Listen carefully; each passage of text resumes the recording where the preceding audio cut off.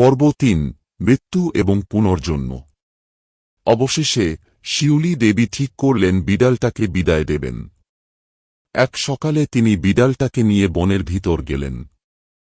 গভীর জঙ্গলের মধ্যে গিয়ে একটা গর্ত খুঁড়লেন এবং সেখানে বিড়ালটাকে পুঁতে দিলেন।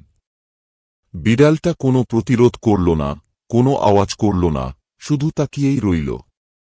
মাটি চাপা দিয়ে তিনি দ্রুত বাড়ি ফিরে এলেন। কিন্তু রাতে ঘুমের মধ্যে কানের পাশে ফিস ফিস আওয়াজ শুনতে পেলেন। আমি ফিরে এসেছি। চমকে উঠে দেখলেন বিড়ালটা আবার তার বিছানার পাশে বসে আছে।